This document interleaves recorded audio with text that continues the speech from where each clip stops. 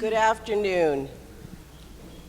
Thank you, everyone, for coming this afternoon. We are thrilled to have you for our panel this afternoon and to have this distinguished group with us. I'm Connie Royster.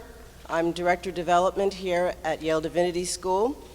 And I just wanted to say a couple of words before we get started. As you all hopefully know, Yale Divinity School has a long history of being on the front lines of social justice. And starting, of course, with many before, but certainly names that are in front line, like William Sloane Coffin, Sam Sly, who I hope will be here tonight for dinner, Bernice Cozy Pulley, who was here last night, and many, many others who I'm sure you'll hear spoken of from this panel.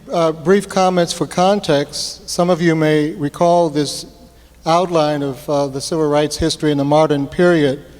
Attempts to pass civil rights legislation in Congress failed from 1945 to 1957. The Civil Rights Act of 1957 empowered federal prosecutors to seek injunctions to stop voting rights interference. It also created the Justice Department's Civil Rights Section and the U.S. Commission on Civil Rights. The Civil Rights Act of 1960 introduced penalties for obstructing someone's attempt to register to vote or to actually vote, and for obstructing federal court orders in school discrimination cases. It was the late President John F. Kennedy who claimed race has no place in American life or law, and was working on proposing a Civil Rights Act for 1964, but as we all know, was tragically assassinated before he was able to do so. So President Lyndon Johnson, declaring that it was a challenge for the U.S. to eliminate the last vestiges of injustice in our beloved country, signed the 1964 Civil Rights Act into law. And that law made it illegal to discriminate on the basis of race, color, religion, sex, national origin. It ended school, work, and public facility discrimination and barred unequal application of voter registration requirements. President Obama has been quoted as saying about the 1964 Civil Rights Act that, quote, few pieces of legislation have defined our national identity or as powerfully as the 1964 Civil Rights Act. It transformed the concepts of justice, equality, and democracy for generations to come. Here are three ideas lifted out of this very brief, sketchy history of the civil rights law passed in '64. These statements kind of stand out. Race has no place in American life or law. Eliminate the last vestiges of injustice in our beloved country. And that the 1964 Civil Rights Act defined our national identity. I would ask our panelists, starting with Nancy, if you will, to give us a little bit of your involvement in the civil rights movement and your response to where you think we are now in light of this history. How is our national identity being defined? And is it being informed by the struggles of men and women in the past to bring about racial justice here at home? That's a deep question. Let me say several things about being a seminarian in the 1960s at Yale Divinity School. And I'm not sure if my classmates Dean Denniston and Bob Jones are in the room yet. I hope they come shortly. Are they? Not yet? Oh, Bob's back there. Okay, good. But there were quite a number of us who came to Yale Divinity School in the mid-'60s from the South. And I arrived here in a state that I can only describe as pardon me, post-traumatic stress from a fairly deep trauma that had occurred in my college from the murder of a classmate, and then some harassing telephone calls and things that inculcated a deep level of fear. I was raised in the polite but just as insidious form of racism as anyone else in the Deep South. But in Kentucky, we were just polite about it, sort of. If you can call disrespect and ignorance polite, and I don't. And so there are many ways in which I found YDS to be that crucible in which I and many other students across the decades moved from ignorance, from lack of self-awareness, from lack of awareness of the cultural forces and what was happening to others around us, to concern, and then to commitment. When I was here, I did not participate in any of the marches. So I agreed with my classmates who said I wasn't the right person to be on this panel, and I'm not.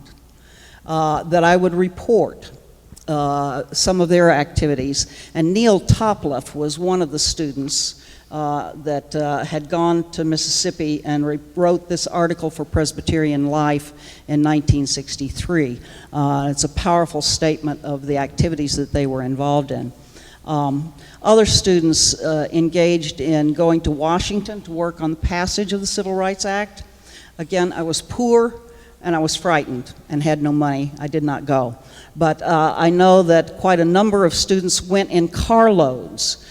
They would jump in a car on Thursday afternoon or Wednesday afternoon, drive to Washington, sleep in a Catholic church, and then the next day they would go and lobby their members of Congress from whatever state that they were from. I know that Mary Carlton O'Neill, for example, Mary Carlton Lull, was the chairman of SNCC at the University of South Carolina when she came here, and was involved heavily in the actions and activities of the students. We also remember deep and conflicted arguments about whether or not civil disobedience and then later very radical acts would help encourage the more, quote, progressive white Southerners to cave on their prejudice and to understand it, or whether it was building more resistance. And those could be very heated arguments in this place. And I don't want us to get a big head about what YDS did or other East Coast seminarians in those times. I went through the Facebooks, and Dean and Bob can share with you, there was a quota system on the number of African Americans that were admitted to Yale Divinity School in the 1960s. There were 30 women and 3 African Americans per year, so there were 9 total over my 3 years of being here at Yale Divinity School. And Dean and Bob were 2 of those students that were here at the time. Bob Tiller and Elaine, who married in 1964, were involved in creation of Thomas Chapel Church of Christ, Disciples of Christ. I don't know whether it still exists here in New Haven or not, but it was similar to the Dixwell Church. And they did a lot of activity from there. They went to the March on Washington. They heard an appeal in 1963 from Bill Coffin to work in Mississippi for the summer, and they went and worked in the Mississippi Freedom Summer. Also went to the Urban Training Institute in Chicago with Saul Alinsky, brought Saul Alinsky to Yale Divinity School, and there were more people to hear Saul Alinsky than had been here to hear Karl Barth that particular session. And again, a number of faculty, Gay Noyce went with Bill Coffin on some of the Freedom Rides. Bill often lamented that he found Gay to be the only faculty member from the Divinity School who had the courage to go on one of the Freedom Rides.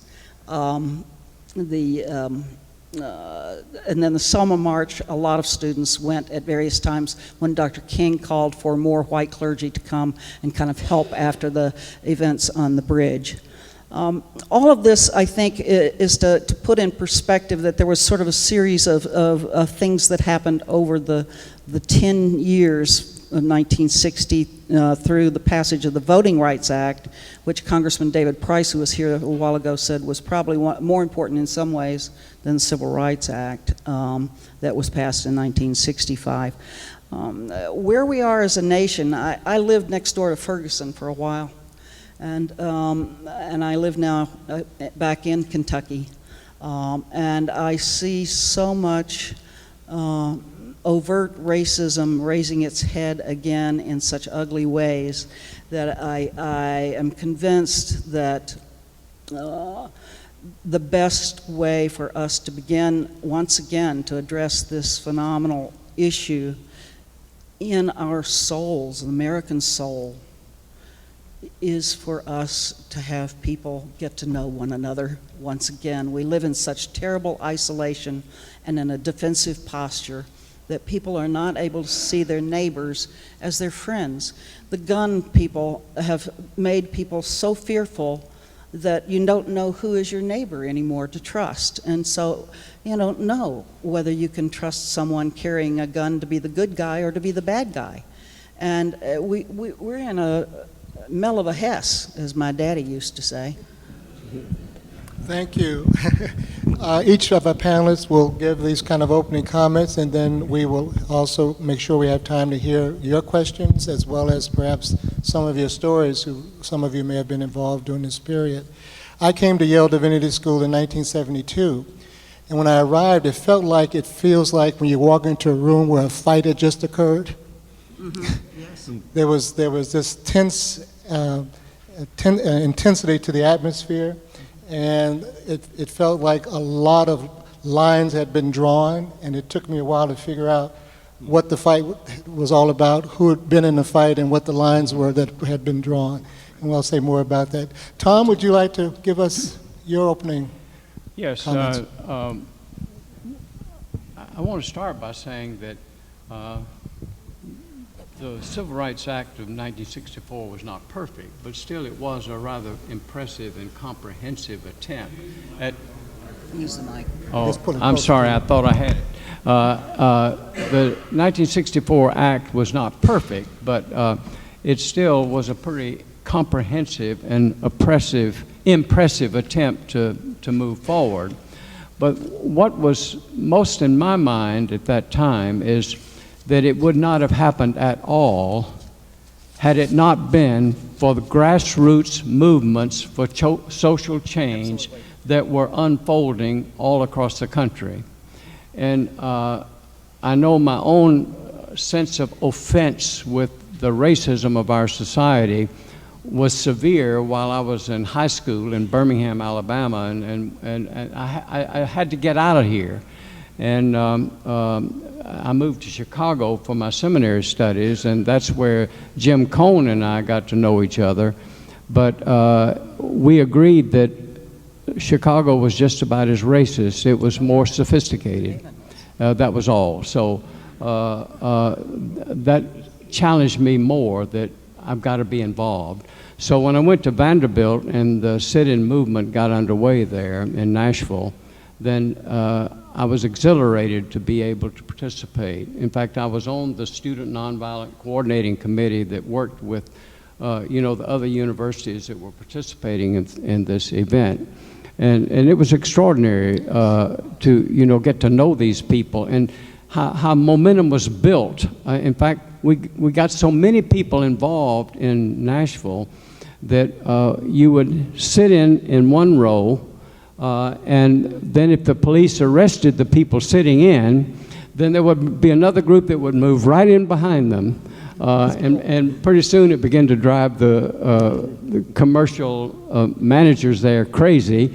And fortunately, at a certain point, they decided we should work to end this by ending segregation. It was kind of an amazing mood. But what was striking is I got to work with Jim Lawson, who was our trainer. And I was thrilled by the fact that Yale recently had him as a guest speaker talking about the civil rights movement at the law school, but Divinity School was also a co-sponsor. But he was a very dear friend for me, and it was a real joy to see him again. But it was the focus he gave on militant, nonviolent, direct action. That is, you got to be militant. You're not passive. You got to be aggressive. You got to move in there and sit down, even if they try to stop you from it. But no violence, no violence. This was a crucial theme of it, and of course, Dr. King captured that very well. But still, I was inspired by the comments that Otis Moss III gave us about the prophetic blues in a post-soul world. That yes, the price was big. I mean, I wonder if President Kennedy was slain partly because he was working on Civil Rights Act. But certainly Dr. King knew he was giving his life. In fact, John Lewis, who,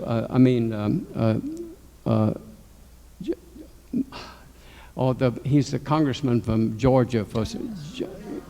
John Lewis.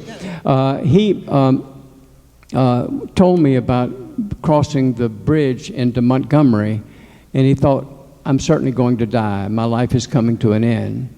You had to be ready to die for the sake of this movement. So it reminds you that the price is not small.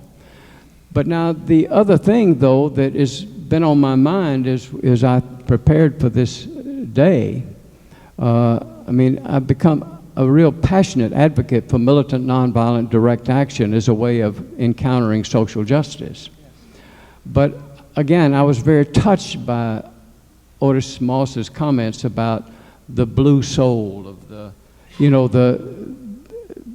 how the prophetic message confronts realities that are not fully exhilarating, fully satisfying. And that's what I see going on. I mean, like we've seen inequality surge in the last 30 or 40 years. If anything, we seem to be losing ground on creating an environment that is truly inclusive and welcoming for all people. So when you see the amount of people living in schools that are inadequately funded, not having a meaningful opportunity to develop their capabilities, and then sometimes turning to crime because they don't see any other option, then I think we've got to get organized again. We can't just celebrate the Civil Rights Act, even though it has some good features in it.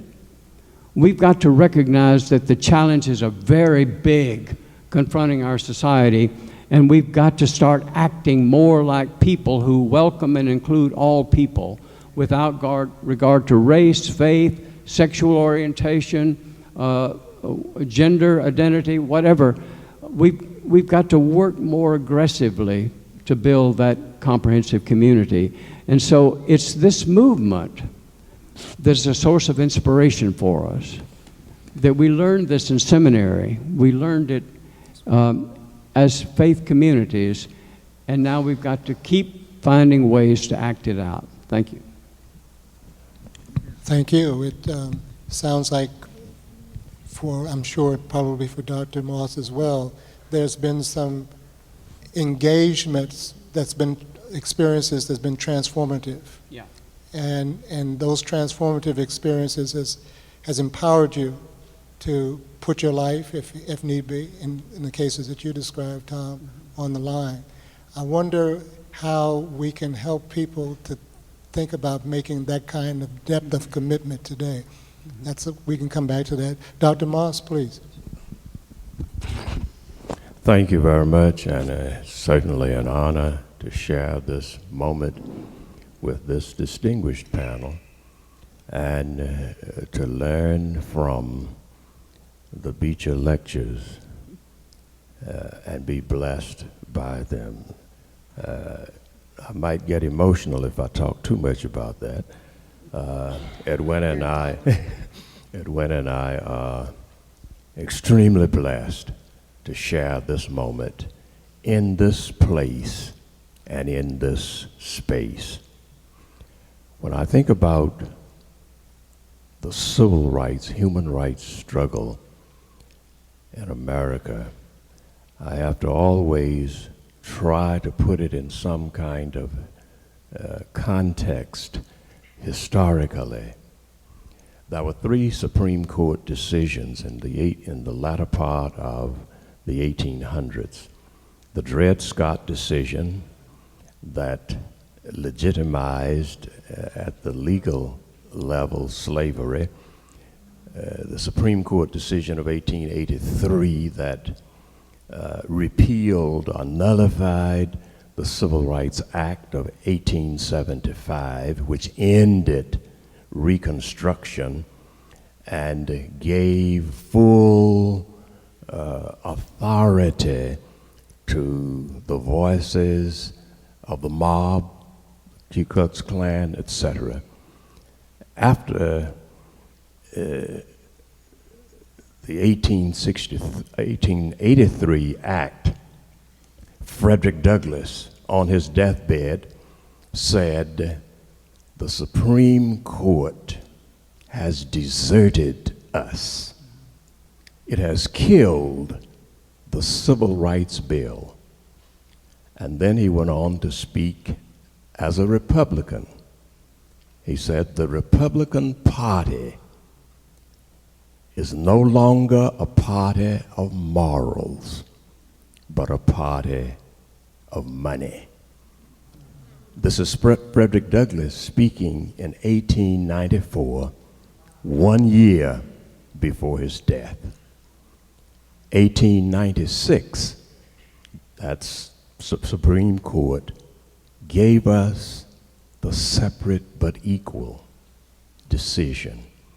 These 3 decisions, 57, it took a civil war to undo the Dred Scott decision and 600,000 lives and the death or the assassination of a president to undo one decision. And it took 58 years to reverse the Supreme Court decision of 1896, with the Supreme Court decision of 1954 declaring segregation unconstitutional. However, some of us, those of my generation, had the privilege of being on the college campus when that decision was handed down, listening to persons alike Dr. Benjamin Elijah Mays, who instructed us, go get a newspaper if you haven't done so already. Keep it in your belongings from now on. I kept it for about 10 years and then the paper wore out, with the full text of the 1954 Supreme Court decision.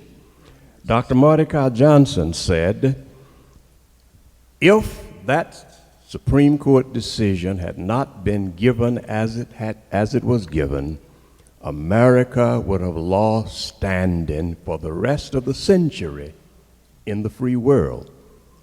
It was considered so important that before it was released to the American newspapers, it was translated into 42 different languages and sent around the world. A high government official in India said, "This is the kind of America I can love and respect."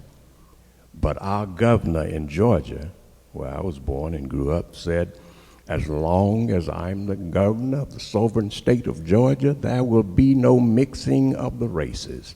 His successor said, "I will call out the National Guard and the Boy Scouts if need be to keep the schools segregated." It was that kind of reaction. In 1957, some of us who were in seminary at the time traveled to Washington for the first March on Washington, the prayer pilgrimage, when Dr. King gave his "Give Us the Ballot" speech.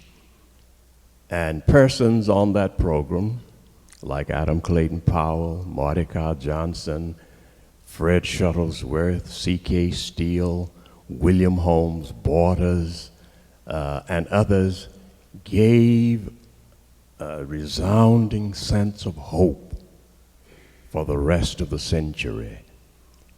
The following year, Dr. King was stabbed. The following year, he moved from Montgomery to Atlanta. And the following year, the sit-in movement was initiated. I was given the assignment of leading a group to the state capitol, which was considered the most dangerous place in Georgia to lead a demonstration. We had received word from our intelligence committee not to go to the Capitol because the Capitol was under the jurisdiction of the state, and the state police would have control of us, so to speak. So we could expect the Klan. I missed that meeting, and I was nominated to lead the, the group. You ought to always go to as many of these meetings as you can. And I led the group at the state capitol where we were arrested.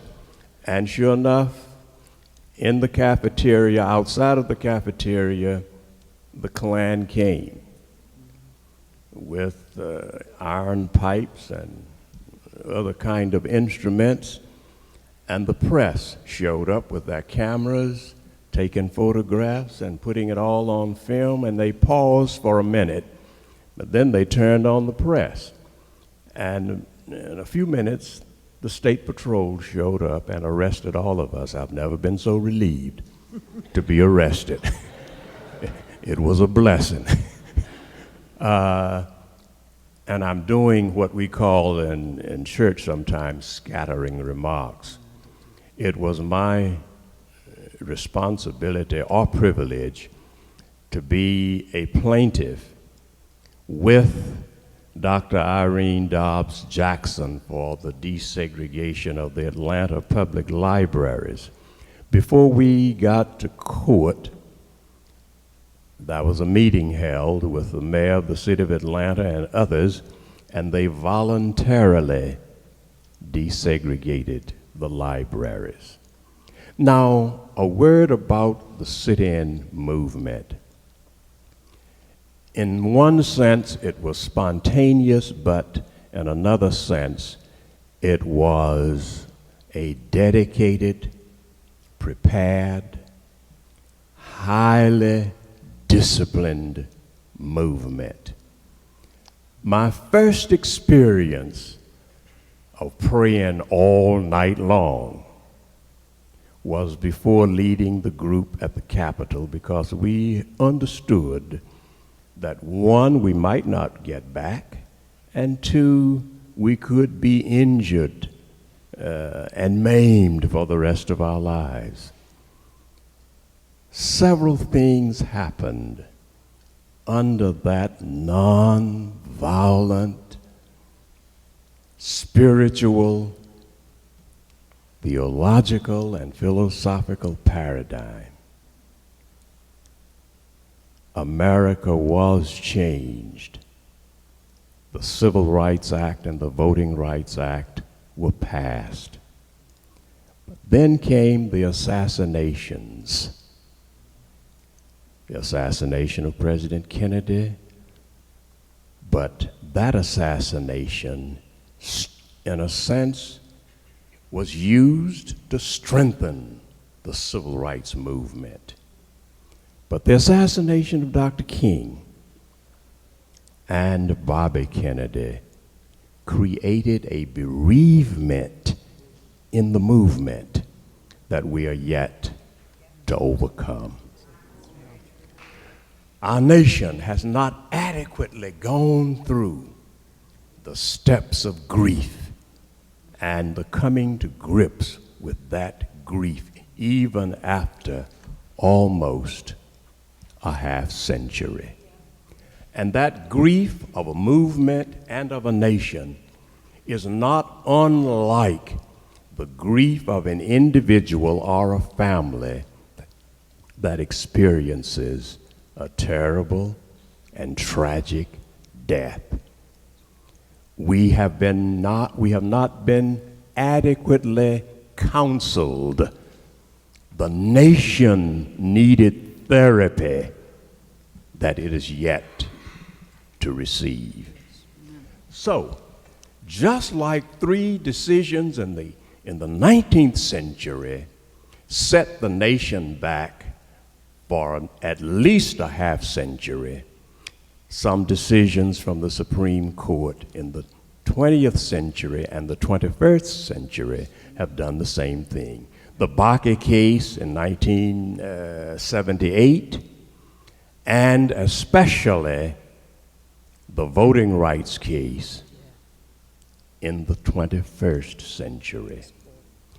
These decisions have, whether purposely or not, have re-legitimized and legalized the practice of racism. These decisions have given new ammunition to the nation, one, to disenfranchise voters and to turn over the political process to the highest bidder. When the Supreme Court said corporations are people, but people are not necessarily people.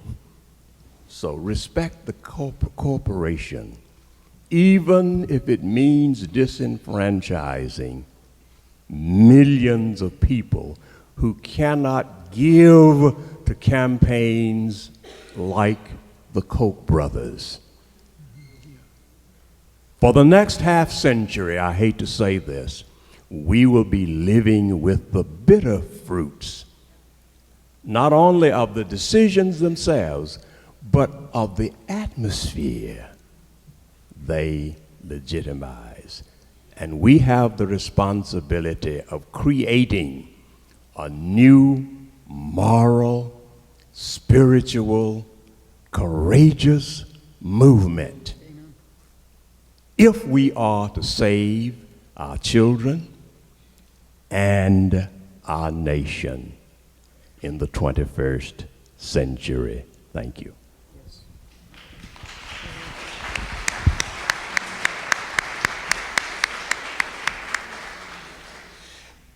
Tom or Nancy, would you like a brief response to what Dr. Moss has said before we open up for comments or questions? Well, of course, I find completely compelling his account. I mean, it's what was hitting me, that it's the subtle ways, that, for example, in which laws have been passed to restrict voting access in an open way. So, in effect, like the district John Lewis made is a very expanded, but it's totally governed by the racial occupation. Well, that means then you allow some districts to be, as it were, African American, but then you increase the number that guarantee that no African American has any chance to be elected. And similarly with school districts, we found ways to build boundaries around school districts so that they indeed are shaped by race. And it doesn't mean that certain people aren't able to go to those schools, even if they're African American. And just like Barack Obama was able to be elected president, it does happen. But it still means that vast majorities of people are being blocked from having the rights of citizenship that should be available to all people. And so I really do think that the Supreme Court's actions, of course, are very disturbing. And so how do we deal with that? How do we cope with it? It is a big challenge we face. After leaving YDS in 1967, I moved to Little Rock, Arkansas, and there I had my education. and my baptism by fire. I worked with the Urban League of Greater Little Rock. Still reeling 10 years later from Orville Faubus' reaction to Eisenhower's action of sending the troops to integrate the Central High School. And they basically could not quite get over that whole chain of events.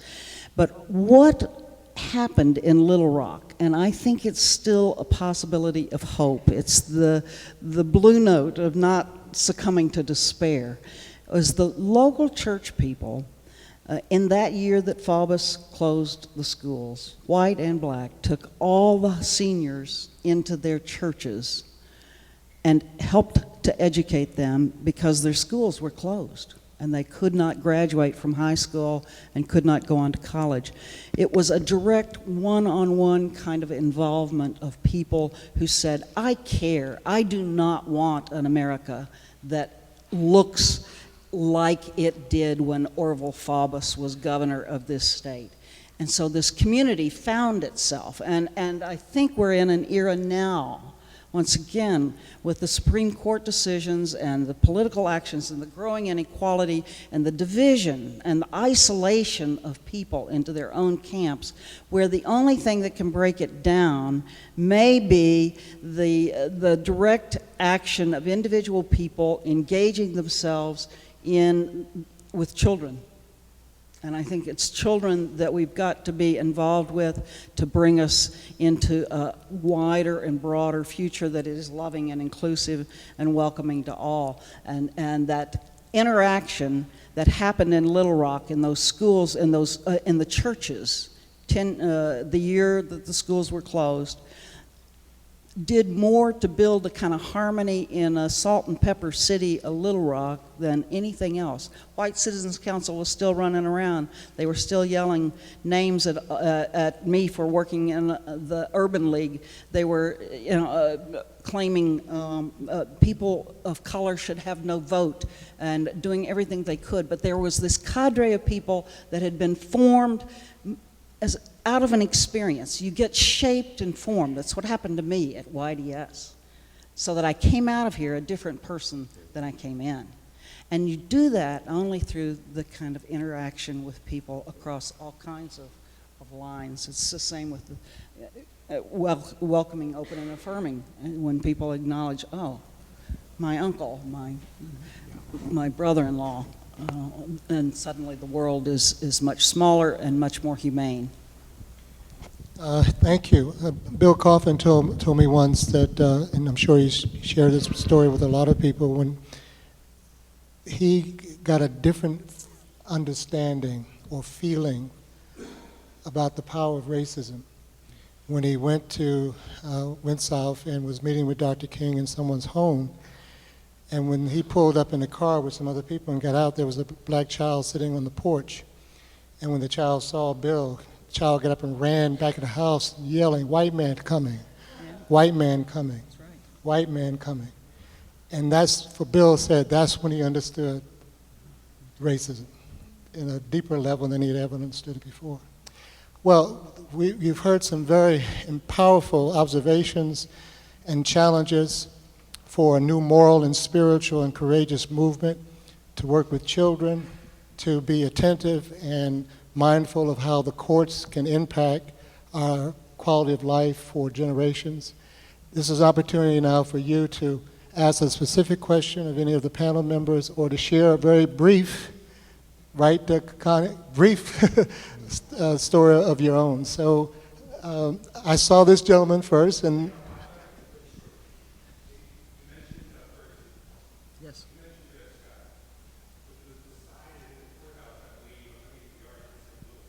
Yes.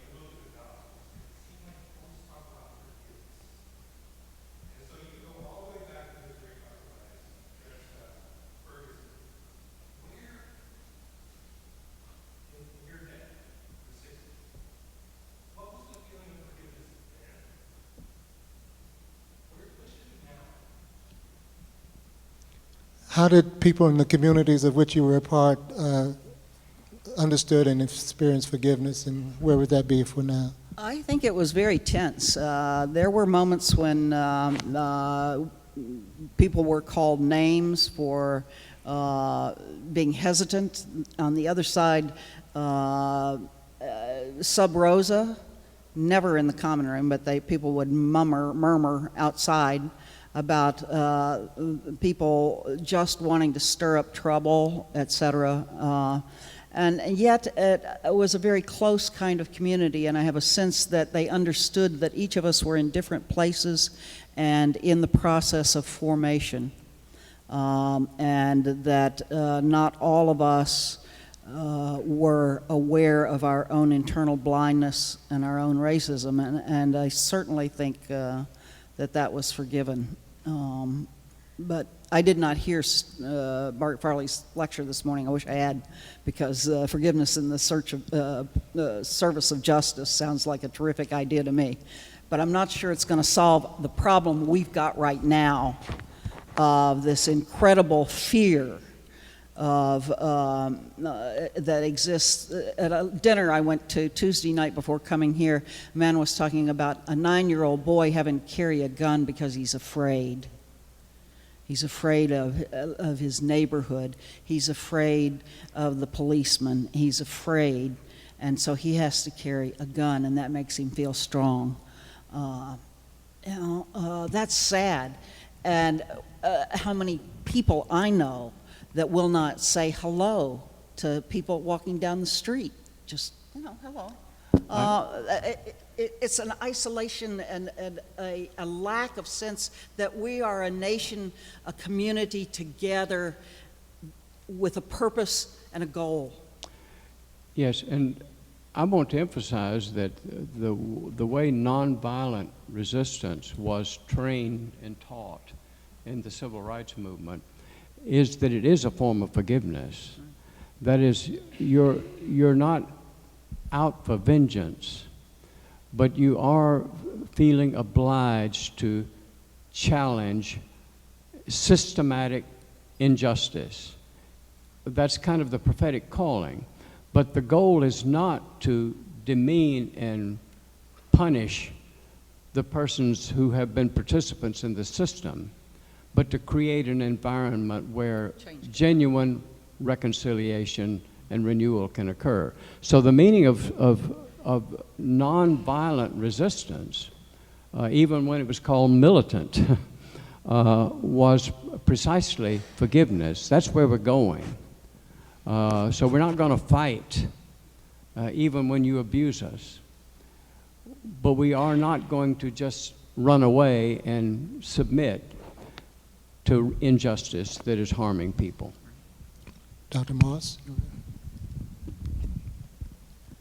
It will be a struggle, a very difficult struggle.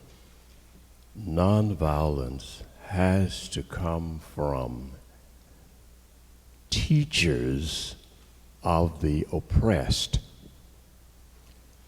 No one has the right or authority to say to me as an injured one to be nonviolent. I must adopt that as my moral foundation and become a suffering witness within the world, within the community, knowing and believing that it has the power of transformation. The nonviolent movement was a transformational movement, and it enabled the world to see the criminality of the oppressor. So the oppressor had to infiltrate the nonviolent movement and create violence and make it, in many instances, appear that the nonviolent protesters had become violent, so they became criminalized. And this criminalization has demeaned our whole society. When Edwina and I were traveling in India a few years ago, one of the professors at one of the universities reminded us that you have more people in prison in America than we have in India, with 1,200,000 people. The criminalization of the oppressed extends the oppression. The profitability of the oppressed extends the power of the oppressor. Dr. Mays used to say to us that we have the moral responsibility of making racism unprofitable. Amen. And you, speaking to us as students, have the responsibility of becoming so educated that you will keep evil, mean, low-down, unscrupulous folk off your back and off your neck. If we combine the head, the heart, the ballot, and our economic power, we can create new communities, but not without a struggle, not without suffering, and not without creating a community of hope. And well, nonviolence is dangerous. So is a pork chop. So is a cigarette. So is an automobile.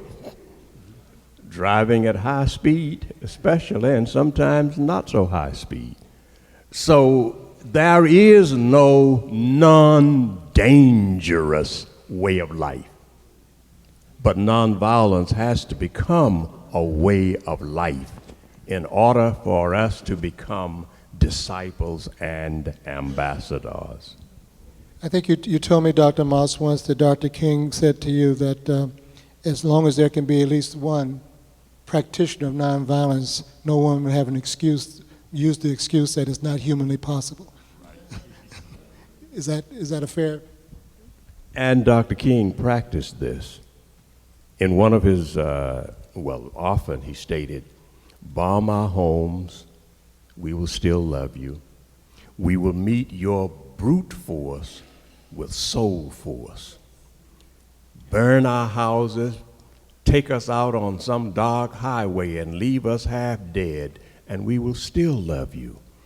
And in the end, we will wear you down with our capacity to forgive against your capacity to hate."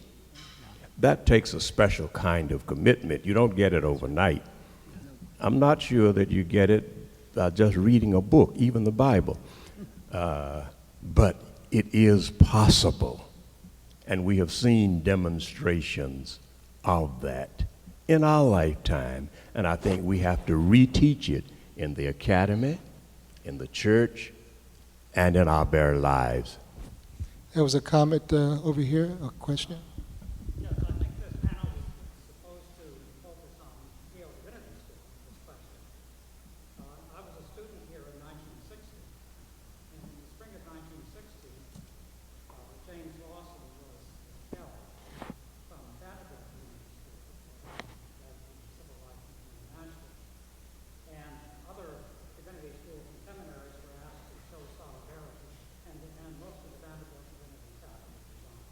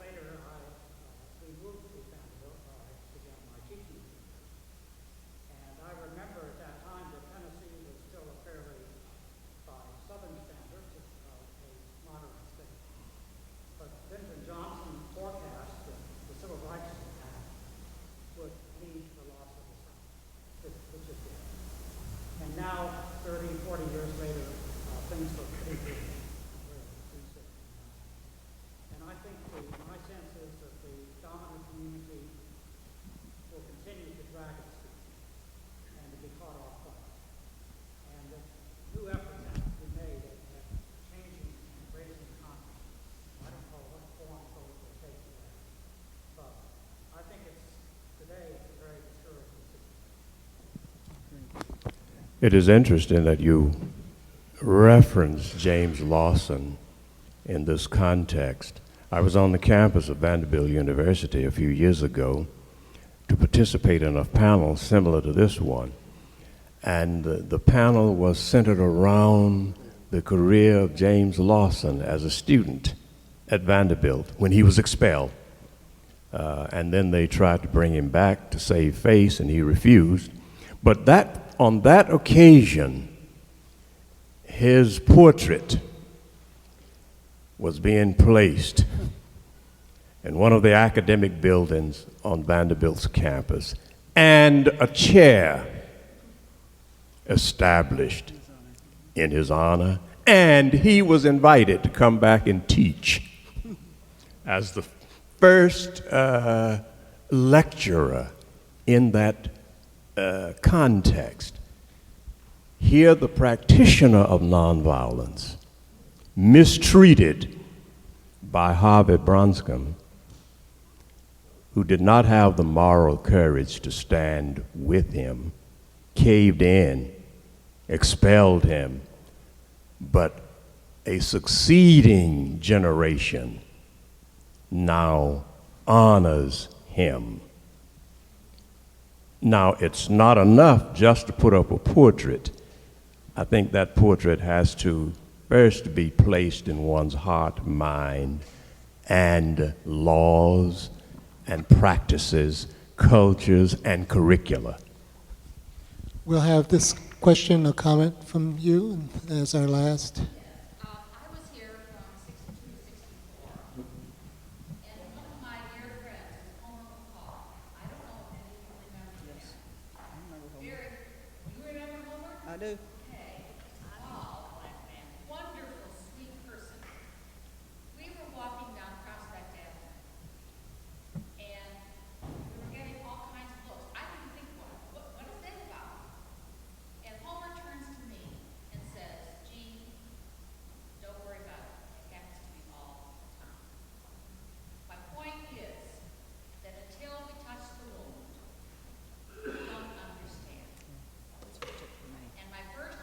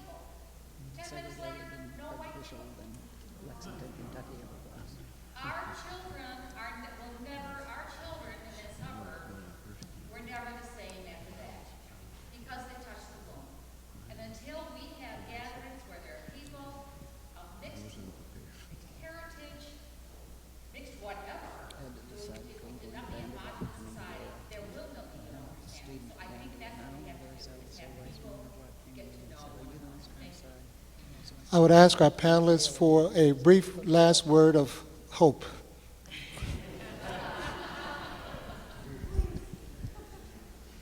If we take the election and re-election of President Obama, we see hope. If you take the reaction to those elections, we see danger. And we must take both the hope and the danger and see them as opportunities and challenges. If we do not rise to the challenge of the dangers, we will postpone the hope and the dream. How this nation responds to this president and his family and the presidency will write a story that our children and our children's children will read long after our time and space. Those are real life situations. How we are managed or mismanaged by mass media. How we buy into the interpretations given toward our president, and whether we remain silent or whether we speak out. Someone said, when a word must be spoken to further a good cause, and those whom it behooved to speak remain silent, anybody ought to speak and break the silence, which is sometimes fraught with evil. Because sometimes one word spoken at the right time can further the welfare of a nation. Yes, thank you so much for that. And to me, what it means is hope does not mean you don't look at reality. It means that if, and in fact, it intensifies the image of our crucified Lord, that the way he prepared the world for the coming kingdom of God was to become totally vulnerable and to be crucified. And it reminds us that, yes, we must be realistic about what's happening, not naive about it. But at the same time, we must not let ourselves be transformed by the evil that we see, because our summons is to be bearers of love and hope. I can't add anything to the wisdom of these fine gentlemen. Nancy says amen, and let us say amen for all three of our panelists.